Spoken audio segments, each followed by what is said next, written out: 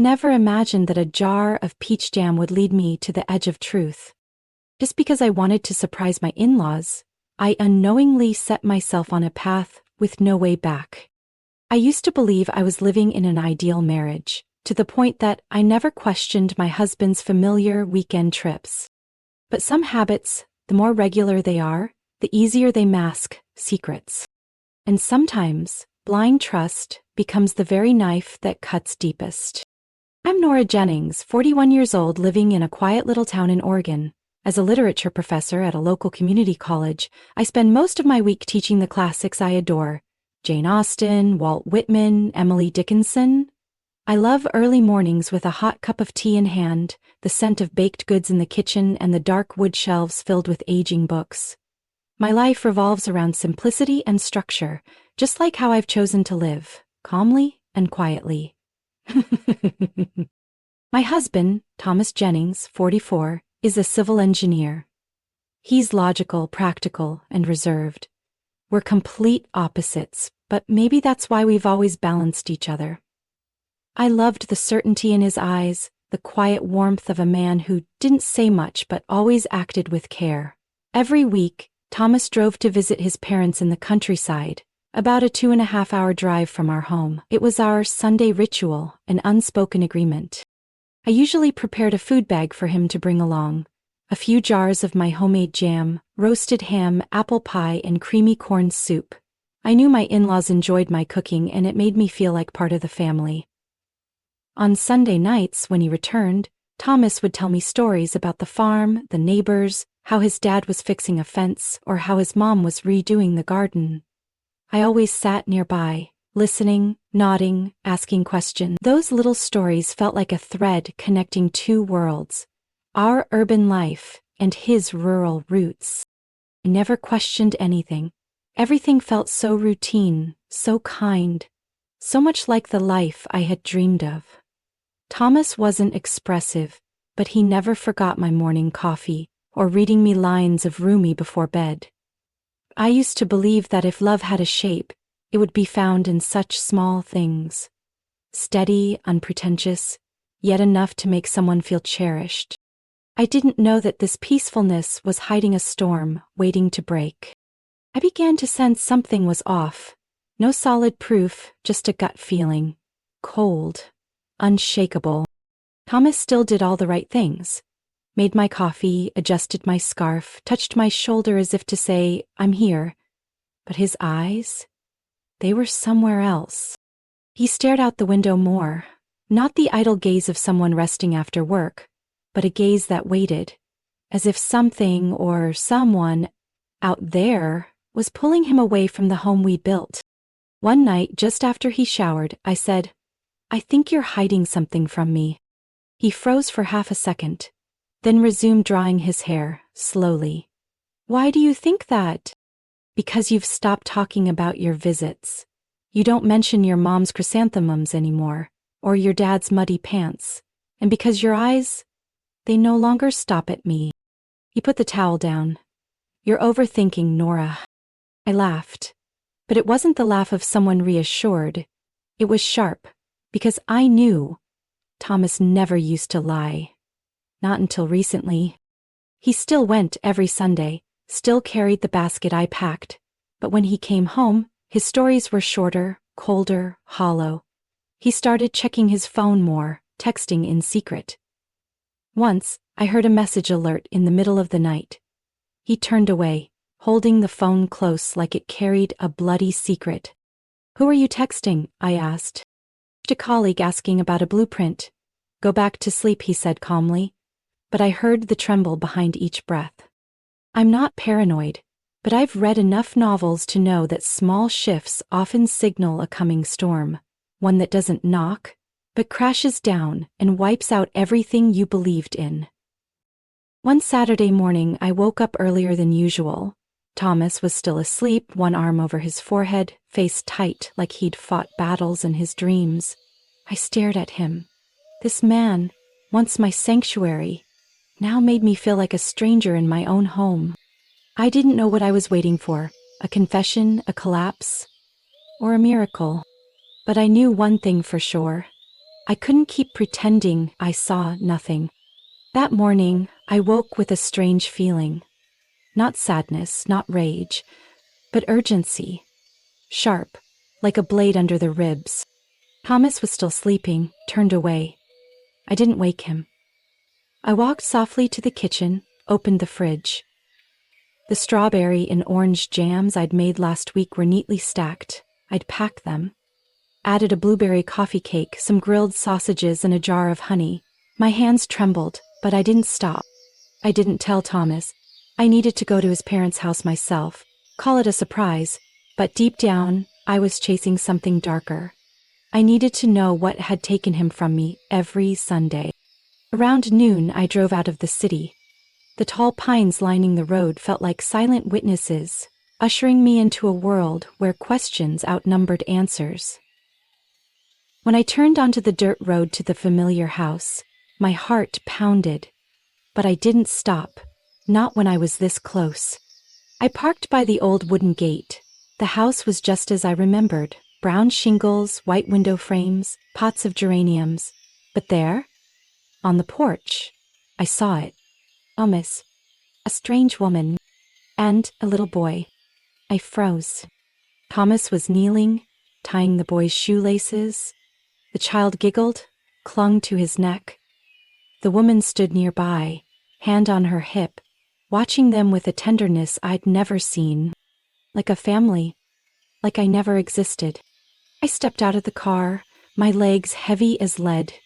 But none of them noticed. They laughed, they touched.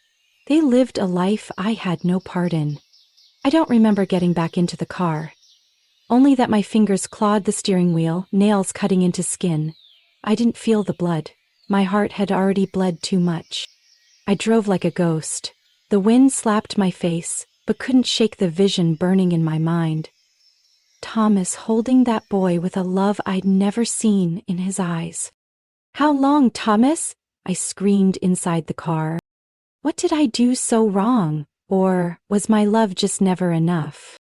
Every question struck like a fist from the one man I thought would never hurt me. I didn't cry. I couldn't. The pain was too sharp. It turned my tears to ash. When I got home, Thomas was still gone. And I was no longer the woman I had been that morning. I felt like I was standing at the edge of a cliff, and each question was another stone dropping into a bottomless abyss. I tried to breathe, but the air in my lungs didn't seem to believe in me anymore.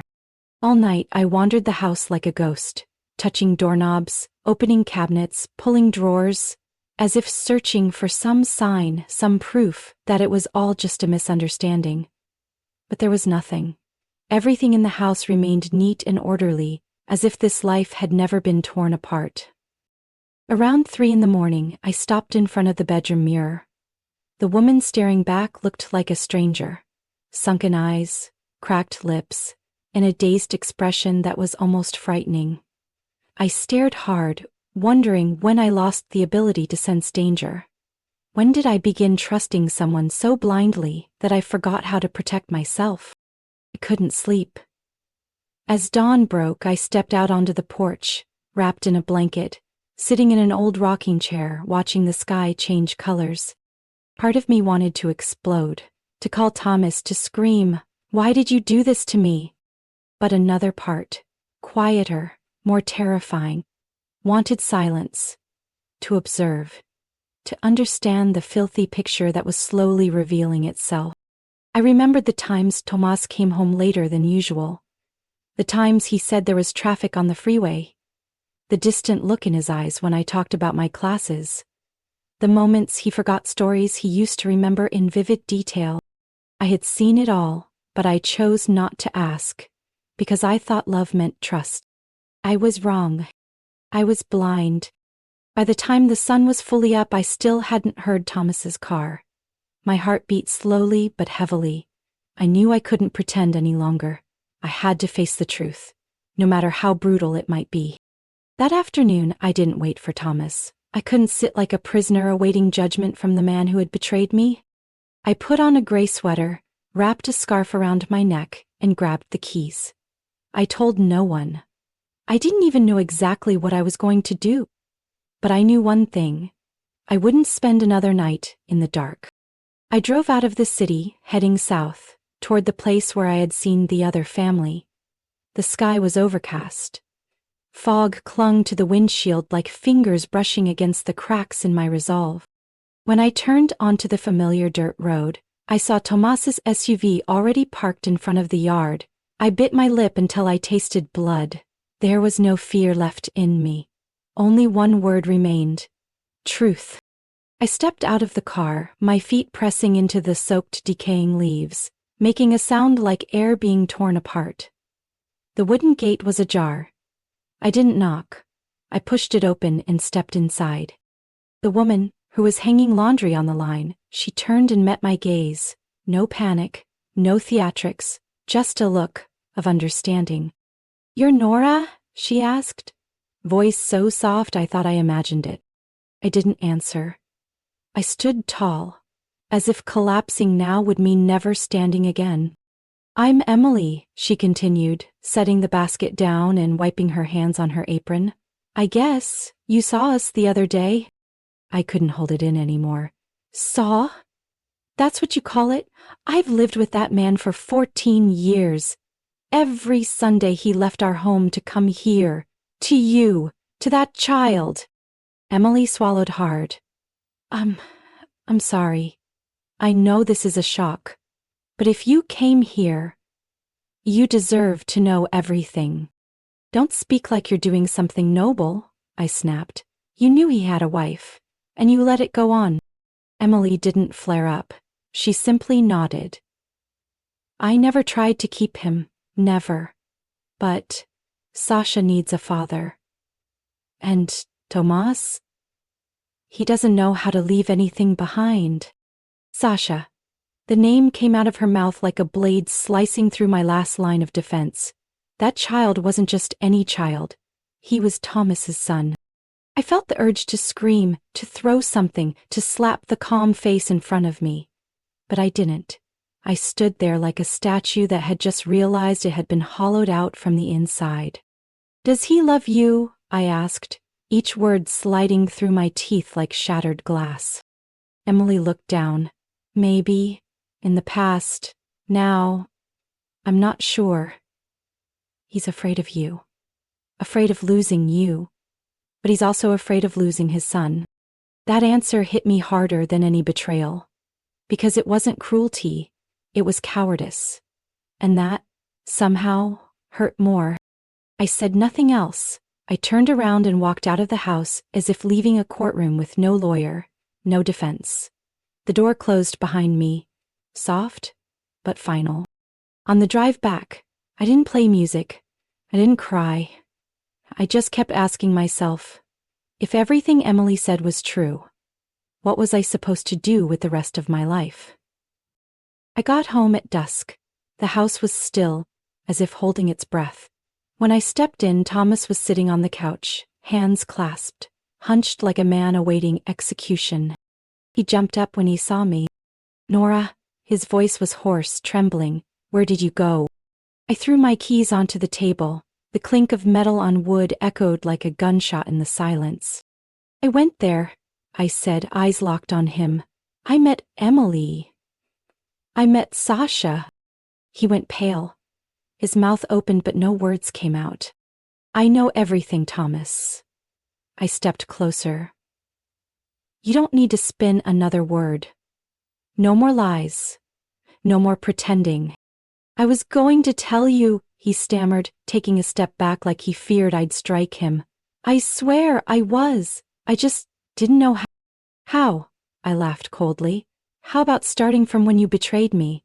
When you touched another woman and still called me your wife? Or maybe when you looked into your son's eyes and still kissed me goodnight?" "Nora, don't say my name like that," I shouted. "Do you even understand how it felt? Watching that child cling to you while I stood there like a ghost? Like a wound I wasn't allowed to feel because I wasn't told I should have one?" Thomas collapsed into the chair, burying his head in his hands. "I never meant to deceive you forever. What happened with Emily was before I met you. I didn't know about Sasha until he was a few months old." By then, we were already married. I was scared. Scared everything would fall apart if you knew. Scared? I whispered. Scared of what? Of losing me or of being real? You chose silence.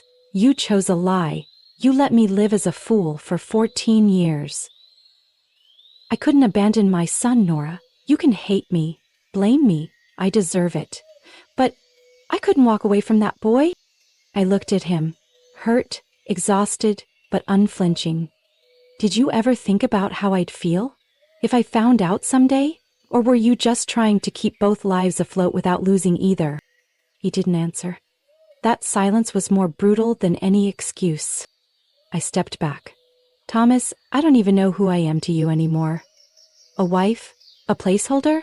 Or just a shield to hide your double life? You're the one I love, he said softly, barely audible. And Emily? I asked. Did you love her? He lifted his head, eyes weary. I did. Once. But not now. What's left between us is just responsibility. I didn't know if that was truth or another veil. I turned away. I don't need you to choose me right now. I need you to understand.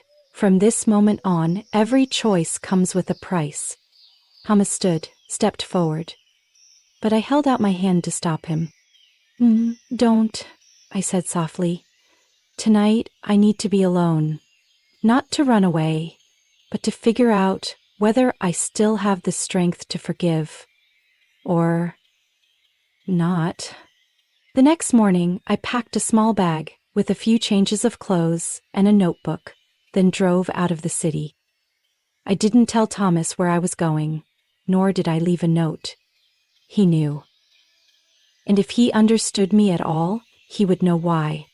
I went to the wooden cabin my parents had left behind in the Willamette Mountains, a place that used to be our summer retreat, now a refuge where I could find myself again after an unexpected collapse. The house was covered in dust. Raindrops speckled the windows. I sat down in the wooden chair by the window, the same one I used to read in when I was 21 and still untouched by pain. Then I cried, for the first time since everything began. Not because of Tomas, but because of myself, because of how blindly I had lived, believing in a world cleaner than reality, believing love was permanent, if I just tried hard enough. 3 days passed. I didn't turn on my phone. I cooked instant noodles, lit a fire to stay warm, and walked each morning through whispering pine trees. I wrote in my notebook, if forgiveness is a choice, what makes it worth choosing? I thought about Thomas, the way he held me when I was tired, the way he read poetry to me, the way he kissed my forehead when I fell asleep on the couch. But I also remembered his silence, his concealment, letting me live in an illusion for 14 years, like a character in a novel where the reader already knows the ending. I thought about Emily. She didn't beg, didn't justify, didn't accuse. She was tired, but honest. In her eyes, I wasn't the enemy. I was just another woman, hurt by the same man. Then Sasha, an innocent child, a piece of flesh and blood from someone I had once deeply loved. He didn't choose where he was born. He didn't choose to grow up inside a lie. On the 4th day, I sat on the porch, watching the sunset paint the pine forest in red. The wind was cold, but my head no longer spun. The rage had settled. In its place was a heavy emptiness. And then, a thought surfaced, clear as a midnight knock on the door. I could leave, start over, but I could also stay, not for Thomas, but for myself, to rewrite the ending the way I wanted. That afternoon, I got in the car and drove back to the city. When I entered the house, Thomas stood up from the couch, thinner, eyes sunken from sleepless nights.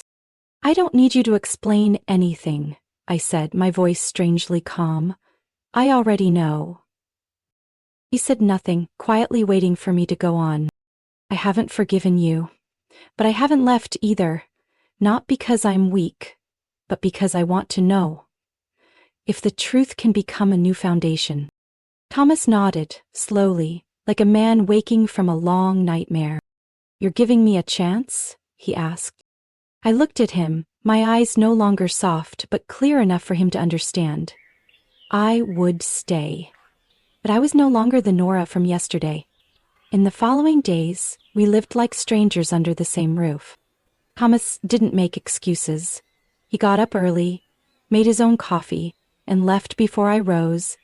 In the evenings, he quietly returned, placed his bag on the chair, and sat alone in the corner, like a man who feared a single sound could shatter me. I didn't blame him, not anymore. I started cleaning the house, as if rearranging my life.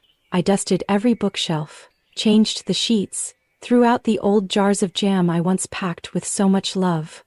Not because I hated them, but because I needed to start from zero, without bitterness, without masks. One evening, while folding laundry in the bedroom, Thomas walked in. He stood at the doorway, hands in his pockets, eyes ready to spill another apology. "I don't need more apologies, Thomas," I said without looking up. "I need action. And patience." He stepped in, sat on the edge of the bed, a hand's reach from me. "Then what do you want me to do?" he asked quietly. "I want you to talk to Emily. Clearly, honestly. No gray lines, no empty promises. I can't rebuild anything if half of you is still pulled elsewhere." Tomas nodded. "I'll do it." I looked at him. "I don't need you to choose me. I need you to choose a life that's real." A week later, Thomas told me he had spoken with Emily. She understood. There were no arguments, no begging. She asked only one thing, that he remain a responsible father to Sasha, but not let the boy grow up inside a lie. Thomas promised her. I didn't go with him that day, but when he returned, his eyes looked lighter, like a burden had been lifted. I said nothing, just glanced at him, then went back to my book. That night, for the first time in weeks, he cooked dinner. Creamy chicken soup, the first dish I ever taught him after we got married. The table was set neatly, no flowers, no candles, just a sincerity I felt in every move he made. We ate in silence, but this time, it wasn't the silence of resentment. It was the silence of two people relearning a language they once shared.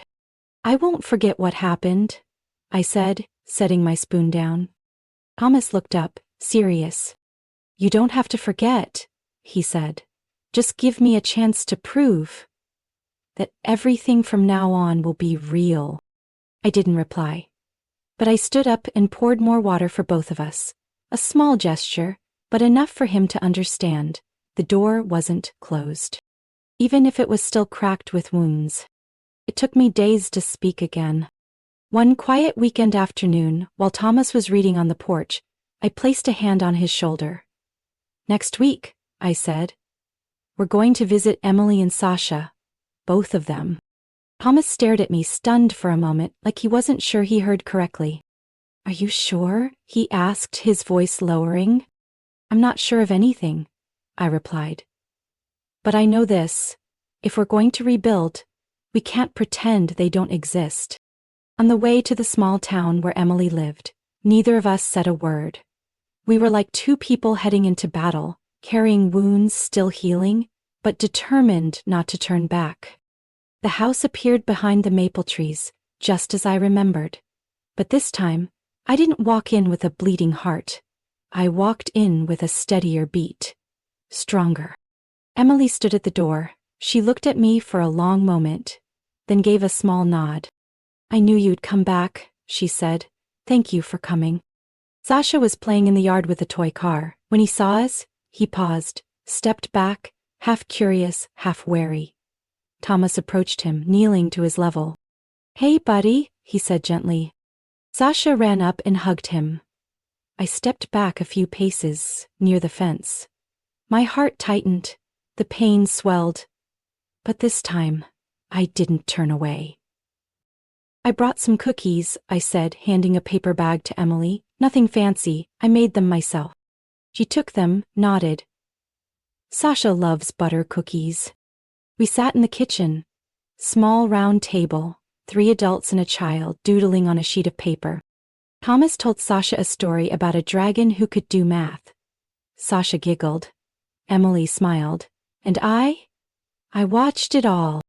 No one in that room was a winner or loser, just three people who had lost their way, trying to find the light again. Thank you, Emily said suddenly, for coming here, for being braver than I ever was. I looked into her eyes. I didn't come to be noble. I came because I don't want that boy to grow up in division. He's not at fault. Emily nodded. I know that, and I don't want to keep Thomas. I just want Sasha to have a real father. He's trying, I said slowly, and so am I. Outside, the sky turned gray. The early winter wind began to bite. Sasha looked up and tugged at my hand. Who are you? He asked, eyes wide. I crouched down, throat tightening. I'm Nora, I said, placing a hand gently on his shoulder. I'm your dad's wife. Sasha thought for a moment, then smiled. Do you know how to tell dragon stories? I laughed. I'm better at it than your dad. He climbed into my lap and handed me a picture he'd drawn, a green dragon scribbled in crayon. In that moment, I understood. Forgiveness doesn't begin with words. It begins with the smallest things. A cookie, a smile, a green dragon on a white page. What do you think of Nora's choice? Would you forgive or walk away? Share your thoughts below. And don't forget to follow the channel for more heartfelt, real-life stories that speak to the soul.